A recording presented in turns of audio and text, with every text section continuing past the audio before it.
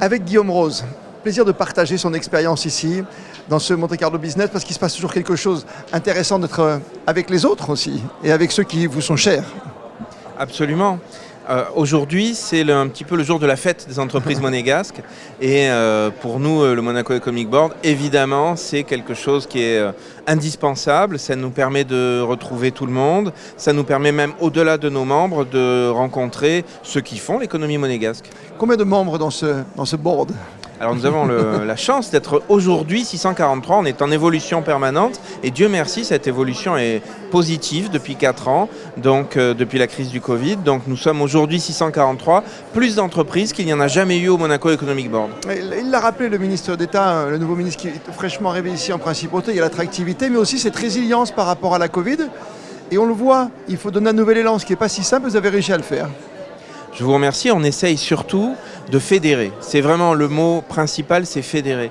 À partir du moment où on met les gens ensemble, on s'aperçoit que des synergies naissent. On parle de business, on parle de faire des affaires en principauté, ce qui est un peu le but en principauté et ailleurs, mais pour les entreprises de la principauté, ce qui est un peu le but de Monaco Economic Board. Et on s'aperçoit que plus on fédère, plus on les associe entre elles, et plus on les associe aux institutions, eh bien, plus elles ont de succès et plus elles reviennent. D'où l'importance de ce genre de salon pour vous.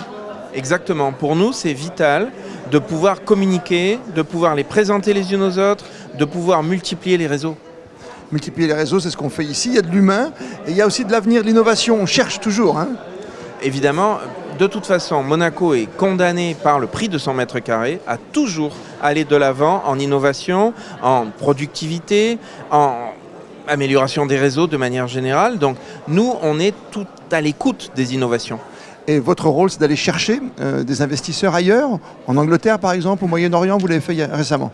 Absolument. Alors on a 3 missions. La première, c'est la Chambre de commerce, c'est-à-dire que nous cherchons surtout des partenariats avec les entreprises étrangères, avec les chambres de commerce étrangères. Nous cherchons des partenariats pour nos entreprises.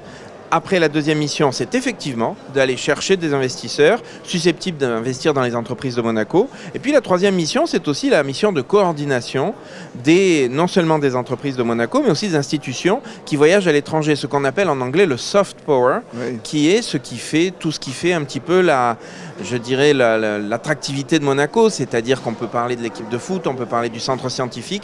On fait se dialoguer tout le monde au bénéfice de nos entreprises. Dans le domaine de l'excellence, encore et toujours, comme Monaco. Le créneau de Monaco, ça a toujours été de toute façon de chercher, depuis 1863, depuis la création de la SBM, toujours chercher l'excellence. Chercher l'excellence qu'on retrouve dans les salons et avec tous vos membres du board, bien sûr.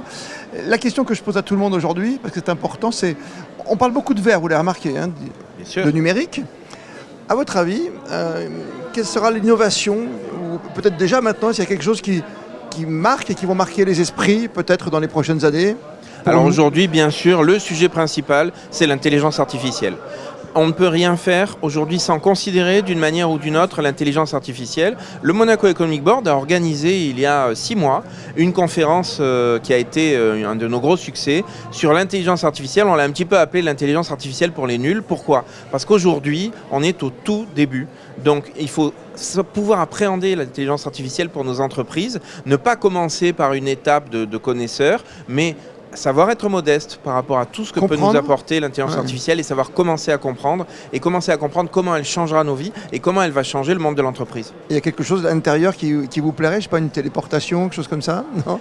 Prévois un peu, Guillaume Rose. L'intelligence artificielle permet de tout prévoir, mais justement, la seule chose qui est probablement la plus importante, c'est de conserver l'humain. L'intelligence artificielle nous permettra d'éviter les tâches répétitives, mais elle ne doit jamais empiéter sur les tâches créatives ou alors juste pour aider à les développer. C'est vraiment l'intérêt de ce travail. Oui, un peu comme ici, le partage, quelque part. Exactement, l'humain. Et l'humain. Merci à vous, Guillaume Rose, et bon salon. Merci beaucoup.